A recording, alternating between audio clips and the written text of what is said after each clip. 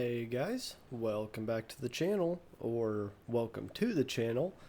If you're new here, I fly a bunch of different planes in War Thunder and sometimes play tanks. But in this video, we are flying out the A6M2. This is the folded version, and it is sitting in rank 2 of the Japanese tech tree at a battle rating of 3.7. So, before I get started, MZIH, I know you're going to watch this. I hope you're excited that I'm finally posting a good video about a Japanese plane, because you've been telling me for quite a while. I think since I was like 20 subs, you've been telling me to play a Japanese plane. So here it is. So to start things off about the A6M2, it's the first iteration of the Zero that you unlock. Every time that I brought this plane out to a battle, the best comparison that I can think of for this is that if you go to a racetrack with motorcycles and you have a very experienced rider on a 250cc like Ninja 250R, and everyone else is on 600s or 1000cc bikes, it's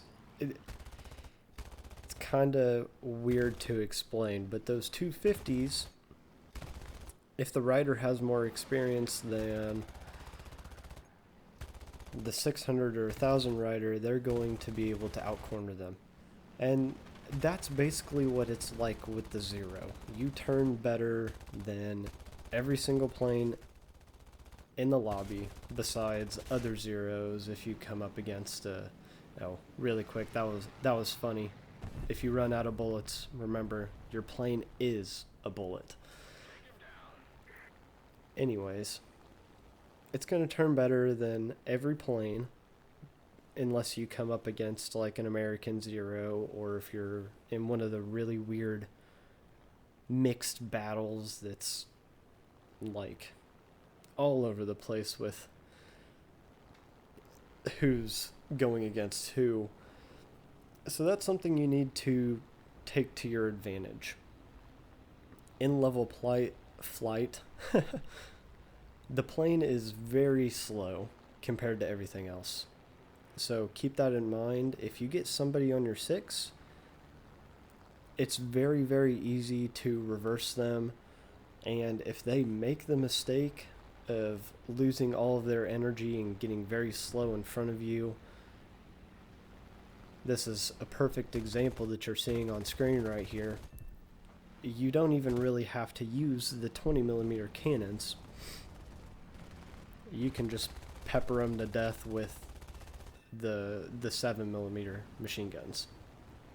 They don't do a lot of damage, but you have 1400 rounds, so you might as well do something with them.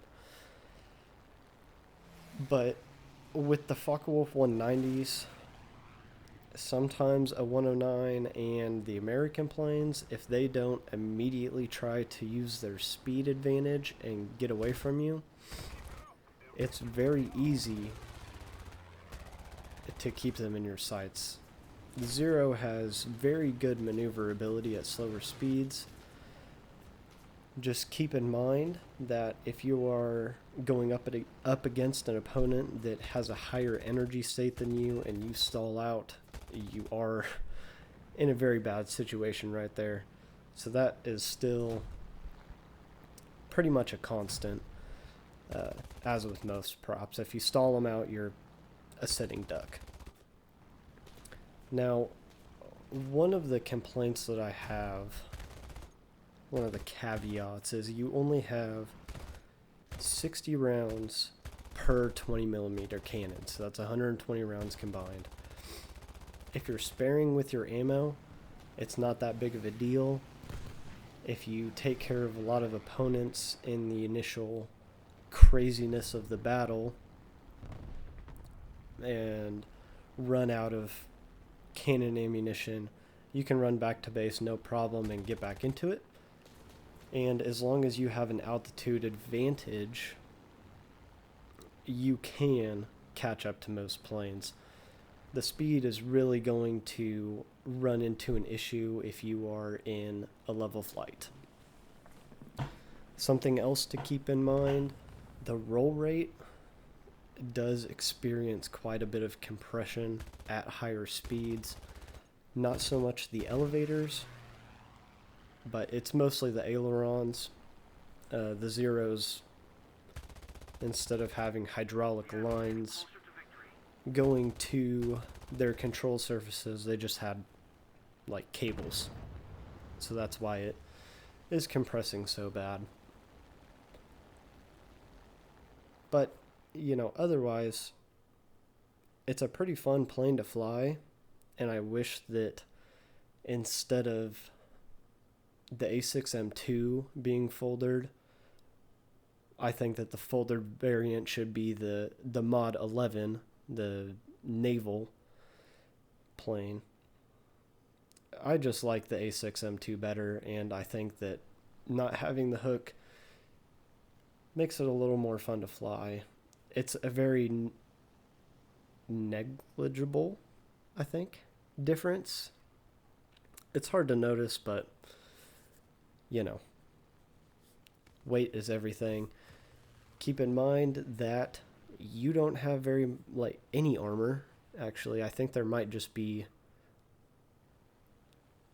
an armor plate or reinforced glass for the pilot. I don't think he actually has any reinforced steel. And therefore, not having any armor makes this plane very light, and it can have a lower horsepower engine, which also causes it to not have a very high top speed. But that's okay. Climb rate, it almost climbs a little bit like an American prop. A little bit faster, but it would still probably be more beneficial to get a little bit of a side climb in there. It does not climb as fast as the 109s, for example. And I believe the Spitfires, well, some Spitfires climb faster than the Zero, but not all of them. But in the initial fray, I would highly recommend that you get that altitude advantage and maybe hold off on diving in a little bit longer just so that you can keep your speed up. But otherwise, that's going to wrap it up for this video, guys. So as always, if you liked watching, leave a like down below. And if you have any War Thunder tips or planes that you want to see me fly, leave them in a comment. And oh, yeah, if you check the description, you can join the Discord server. We talk in there, and I play with you guys. Well, not this weekend. It was a little bit crazy with 4th of July. But as always, subscribe to the channel to keep updated on all of my War Thunder content, and we'll catch you guys in the next one.